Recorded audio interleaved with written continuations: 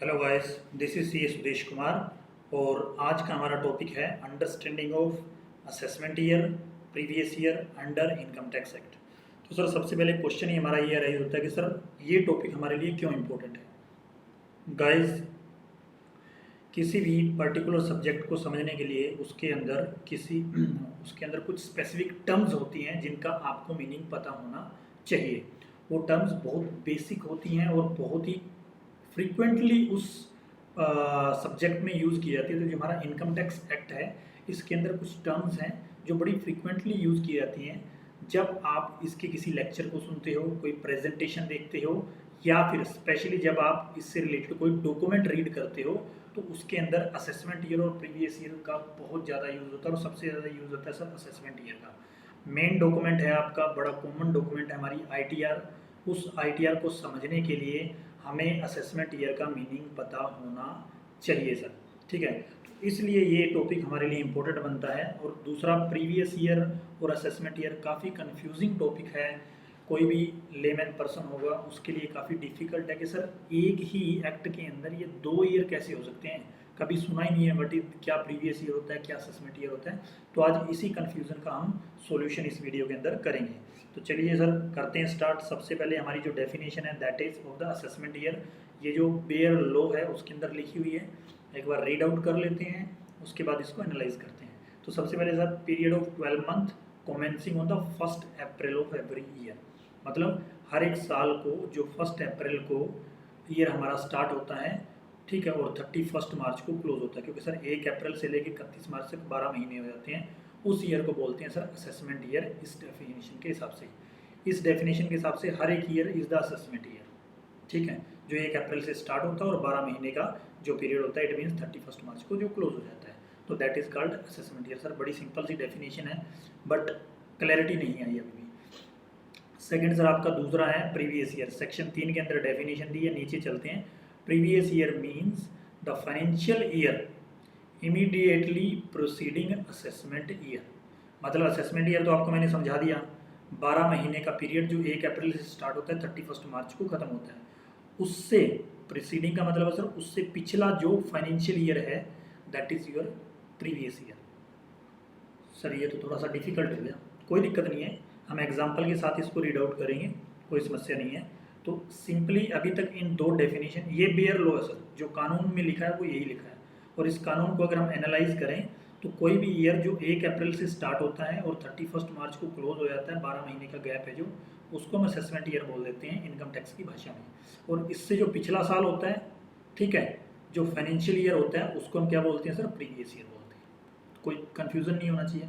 अब sir question आता है फाइनेंशियल ईयर का मतलब क्या है। Sir financial year income tax में डिफाइंड नहीं है, लेकिन कंपनी एक्ट के अंदर अगर हम बात करें in relation to a company और body corporate, the period ending on 31 March, ठीक है, एवरी ईयर, हर साल जो 31 मार्च को क्लोज हो जाता है, ठीक है। और सर ये पूरा 12 महीने का हमारा, अगर जनरल हम अंडरस्टैंड करें तो financial year a period of 12 year starting from the 1 अप्रैल और एंडिंग ऑन द 31 मार्च। तो सर ये भी 31 मार्च को एंड होता है, ये भी 31 मार्च को एंड होता है, तो दोनों में डिफरेंस क्या है असेसमेंट और प्रीवियस ईयर में। अब गाइस, इनकम टैक्स के अंदर दो टर्म्स हैं, एक है प्रीवियस ईयर, एक है असेसमेंट ईयर।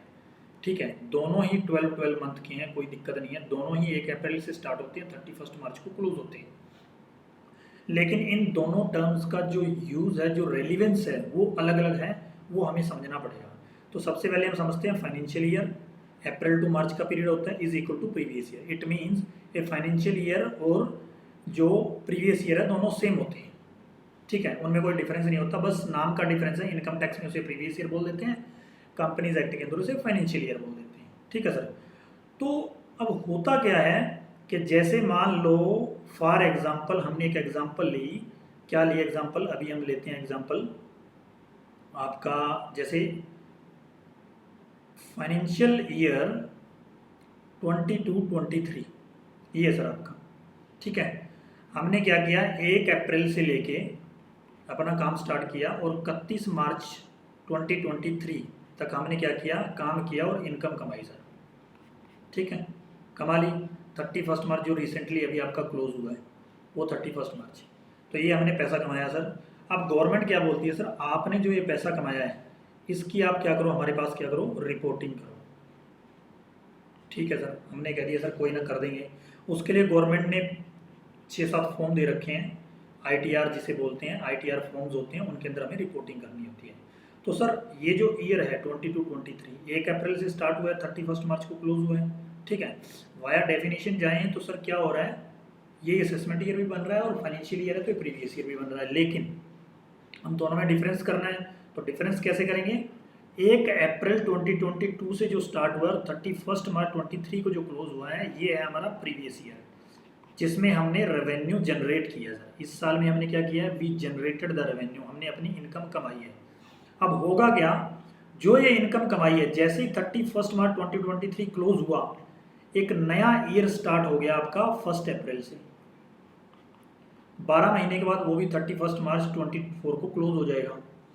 तो गवर्नमेंट ने बोला सर जो आपने 22-23 में कमाया है, जो आपने इस 22-23 में कमाया है इस प्रीवियस ईयर में, उसकी आप हमें रिपोर्टिंग करो 23-24 में, क्योंकि 31 जुलाई जो है वो आपकी ड्यू डेट होती है नॉन ऑडिटेड केस के लिए। तो गवर्नमेंट ने बोला कि जितने भी एम्प्लॉयज़ हैं, जितने भी इंडिविजुअल्स हैं जो बिजनेस करते हैं, जिनके नॉन ऑडिट के केस हैं, वो हमें 23-24 में 31 जुलाई तक क्या करो, रिपोर्ट करो। तो सर अब देखिए यहाँ पे हो गया है, अब आपको प्रॉपर अंडरस्टैंडिंग आएगी। यहाँ पे 2 ईयर हो गए, एक ईयर हो गया 22-23, एक ईयर हो गया 23-24, ठीक है सर। तो 22-23 की जो इनकम है उसकी रिपोर्टिंग जारी है 23 और 24 में। तो सर अब हम उस डेफिनेशन पे जाते हैं। डेफिनेशन क्या बोलती है, जो हमारी प्रीवियस ईयर की थी, प्रीवियस ईयर, जो हमारी प्रीवियस ईयर की डेफिनेशन है वो क्या बोलती है, previous year the financial year, ठीक है, इमीडिएटली प्रोसीडिंग असेसमेंट ईयर। तो सर प्रीवियस ईयर एक फाइनेंशियल ईयर है जो इमीडिएटली किससे पहले आ रहा है, असेसमेंट ईयर से आ रहा है। तो जो 23-24 है, जिस साल में हम इनकम को रिपोर्ट करते हैं, उस साल को बोला जाता है असेसमेंट ईयर, ठीक है सर। और जिस साल की इनकम को रिपोर्ट किया जाता है, जिस साल की इनकम हमने कमाई है, जिस साल की इनकम हम रिपोर्ट कर रहे हैं असेसमेंट ईयर के अंदर, उस साल को बोला जाता है सर प्रीवियस ईयर। तो गाइस अब हम आपको यहाँ पे अच्छी तरह क्लैरिटी आ गई होगी, जिस साल में हमने पैसा कमाया है और जो रिसेंटली अभी हमारा क्लोज हो चुका है, that year is called previous year. वो जो फाइनेंशियल ईयर जो अभी अभी क्लोज हुआ है, उस ईयर को बोलते हैं प्रीवियस ईयर, जिसके अंदर हमने कमाई कर दी है और वो ईयर क्लोज हो चुका है। और जो ईयर 1 अप्रैल को नया स्टार्ट हो रहा है, जो नेक्स्ट ईयर है उस प्रीवियस ईयर का जिसमें हमने इनकम कमाई है, वो उस प्रीवियस ईयर का क्या है सर, असेसमेंट ईयर है। उस ईयर के अंदर हम अपनी इनकम कंप्यूट करेंगे, कितनी हमने टोटल इनकम कमाई है, उसके ऊपर टैक्स कैलकुलेट करेंगे और गवर्नमेंट को आईटीआर के थ्रू हम रिपोर्ट कर देंगे। तो इट मीन्स अगर इसको सिंपल वर्ड में समझा जाए, in the simple word, the year next to previous year is called assessment year. जो साल प्रीवियस ईयर का अगला साल है उसको हम क्या बोलते हैं सर, असेसमेंट ईयर बोलते हैं। In which income and tax on income is assessed. जो हमने इनकम प्रीवियस ईयर में कमाई है, उस इनकम के ऊपर क्या है, जितना टैक्स बनता है वो हम कैलकुलेट करते हैं, ठीक है, in the relevant previous year and calculate जो भी हमने रेलिवेंट प्रीवियस ईयर के अंदर जो इनकम कमाई है, ठीक है, और उसके ऊपर कितना टैक्स बनता है उसको हम क्या करते हैं सर, असेस करते हैं and reported to the government, और रिपोर्ट किया जाता है।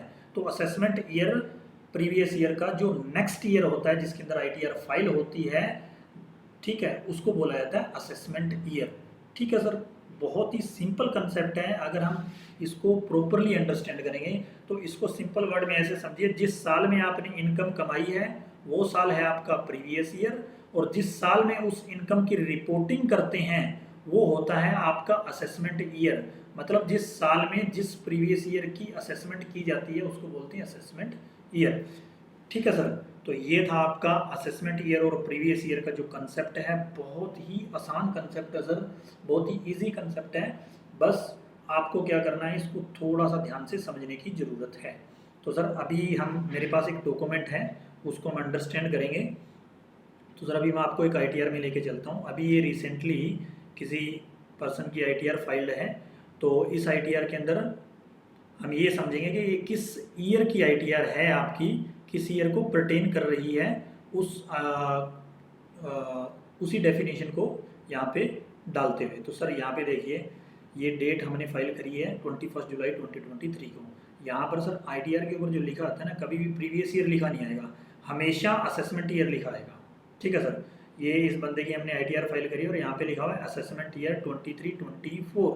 इट मीन्स ये जो आपकी ITR है वो प्रीवियस ईयर, और आप बोल सकते हो फाइनेंशियल ईयर 22-23 की ITR है सर। क्योंकि जो यहाँ पे फाइलिंग हुई है वो तभी हो सकती है जब ईयर आपका क्लोज हो जाए। तो और यहाँ पे कौन सा ईयर क्लोज हुआ है? 22-23 क्लोज हुआ है, और 23 और 24 उसका असेसमेंट ईयर है। तो जब भी आप अपनी ITR को देखें और उस ITR पे जो असेसमेंट ईयर लिखा होता है वो ITR उससे पिछले ईयर की ITR होती है। आपको प्रीवियस ईयर को देखना है, वो इनकम प्रीवियस ईयर की रिपोर्ट की जाती है। असेसमेंट ईयर में तो उस प्रीवियस ईयर की इनकम को जस्ट असेस किया जाता है और रिपोर्ट किया जाता है। तो assessment year is the reporting year, previous year is the income generating year. तो जिस साल की रिपोर्टिंग होती है उसको प्रीवियस ईयर बोलते हैं, और जिस साल में रिपोर्टिंग होती है उस साल को असेसमेंट ईयर बोलते हैं। तो गाइज आई थिंक काफ़ी इंफॉर्मेटिव रही होगी आपके लिए video. So guys, if you like my video, please subscribe my channel and share my videos. Thank you guys. Thank you very much for watching my video.